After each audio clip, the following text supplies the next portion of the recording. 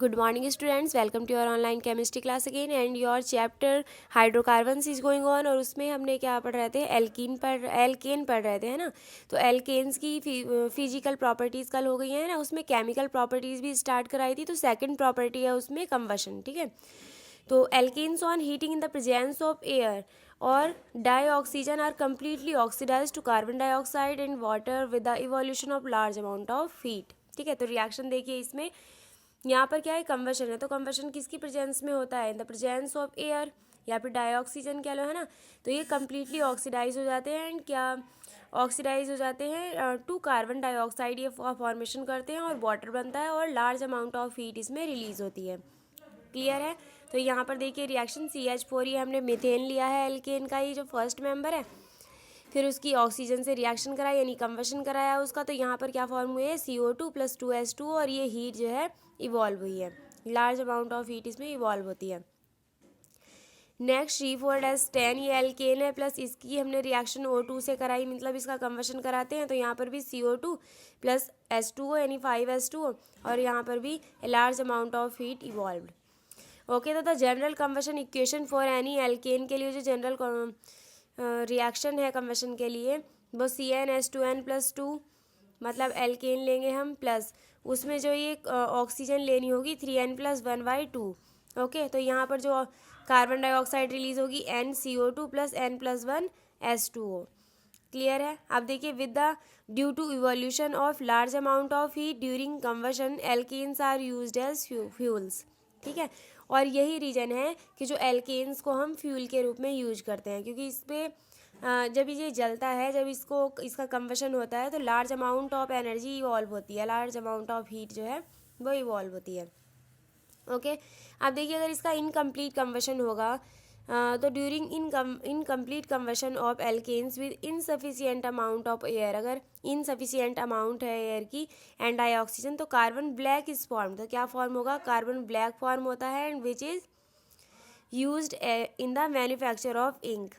और ये किस में यूज होता है, मैन्युफैक्चरिंग ऑफ इंक या प्रिंटर इंक, ठीक है, इसमें यूज होता है कार्बन ब्लैक और black pigment and as filters, इसमें यूज होता है कार्बन ब्लैक। अब देखिए नेक्स्ट, तो देखिए यहाँ पर अगर इनकम्प्लीट कन्वर्शन होता है तो उसमें किसका फॉर्मेशन हो रहा है, कार्बन ब्लैक का। तो CH4 मीथेन + O2 इसका जब कन्वर्शन कराया तो ये क्या है, इनकम्प्लीट कन्वर्शन, मीन्स यहाँ पर जो O2 है वो इनसफिशियंट है। तो यहाँ पर कार्बन ब्लैक, ये C कार्बन का फॉर्मेशन हो रहा है और + 2H2O रिलीज होगी, ठीक है। अब देखिए कंट्रोल्ड ऑक्सीडेशन क्या होता है। तो alkanes on heating with a regular supply of dioxygen और air at high pressure and in the presence of a suitable catalyst give a variety of oxidation products. तो यहाँ पर देखिए कंट्रोल्ड ऑक्सीडेशन है, मतलब हम जो भी हम कैटलिस्ट अगर अलग देंगे तो अलग ही उसमें प्रोडक्ट का फॉर्मेशन होगा, ठीक है। तो यहाँ पर देखो CH4 का जब हमने ऑक्सीजन की प्रेजेंस से, मतलब इसका क्या कराते हैं, ऑक्सीडेशन करा रहे हैं।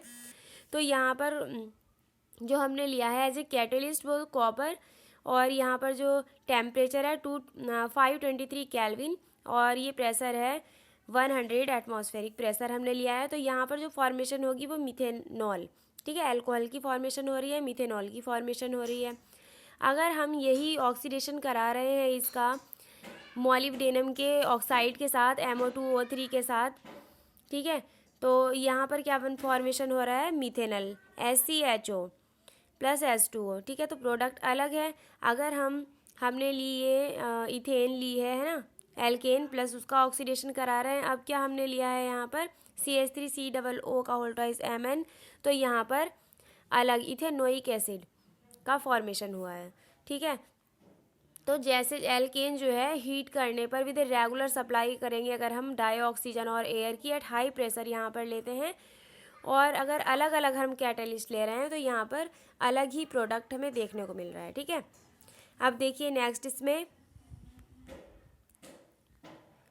Ordinary alkanes resist oxidation but alkane having tertiary hydrogen atom can be oxidise to corresponding alcohols by potassium permanganate.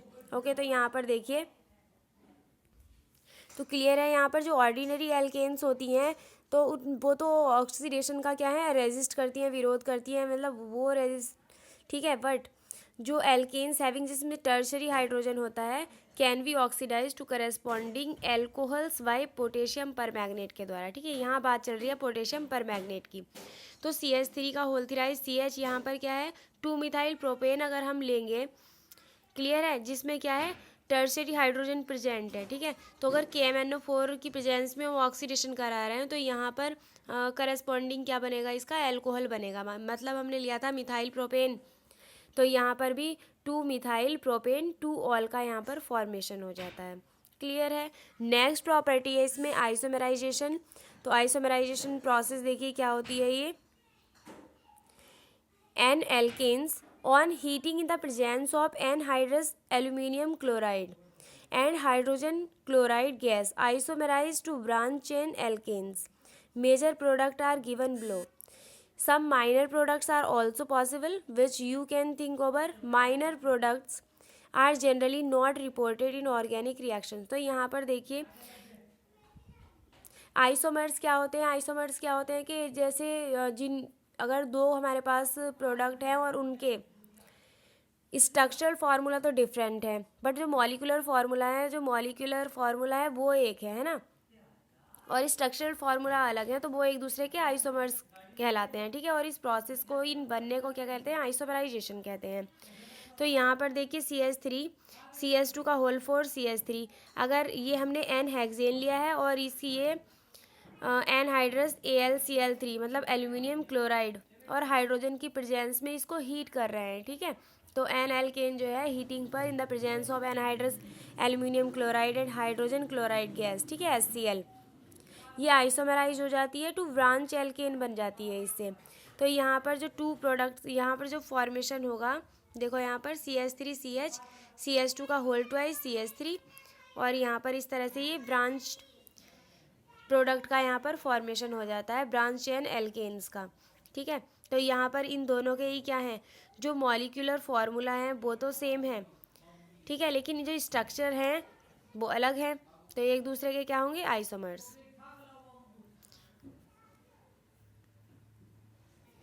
Next property of alkanes is aromatisation, ठीक है। एरोमेटाइजेशन क्या होता है कि जो एन एल्केन होती हैं, मतलब जो ये सिंपली जो चेन एल्केन्स होती हैं, तो वो हैविंग 6 और जिनमें कि 6 या फिर 6 से ज़्यादा एटम्स, कार्बन एटम्स प्रेजेंट हो, तो on heating to 773 kelvin at, जिसमें हम एटमॉस्फेरिक प्रेशर कितना लेंगे, 10 to 20 एटमॉस्फेरिक प्रेशर पर ये क्या करती हैं, इन the presence of oxides of vanadium, vanadium के ऑक्साइड की प्रेजेंस हो या फिर मॉलिब्डेनम और क्रोमियम के ऑक्साइड यहाँ पर सपोर्टर की तरह वर्क करते हैं ओवर एल्यूमिना गेट डीहाइड्रोजिनेशन। तो यहाँ पर क्या होता है, डीहाइड्रोजिनेशन होता है, मतलब हाइड्रोजन का रिमूवल होता है, ठीक है। तो अगर यहाँ पर हमने catalyse to benzene and its homologue use, this reaction is known as aromatisation और रिफॉर्मिंग।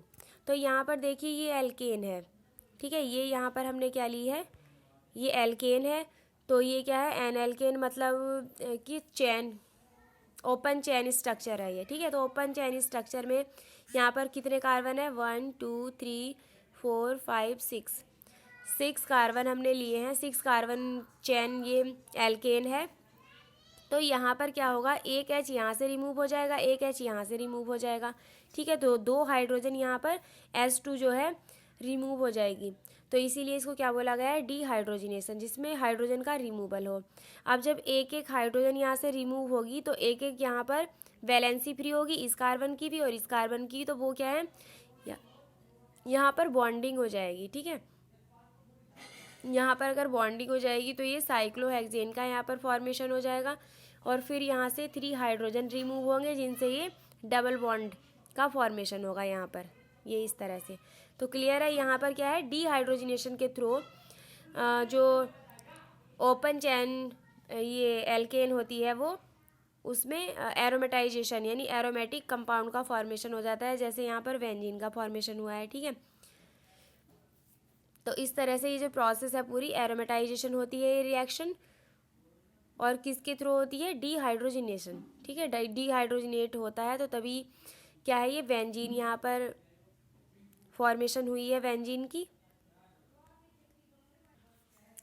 ओके स्टूडेंट, तो ये थी एरोमेटाइजेशन और रिफॉर्मिंग रिएक्शन। तो यहाँ तक आपको कंप्लीट करना है ये। Okay, thank you, have a nice day.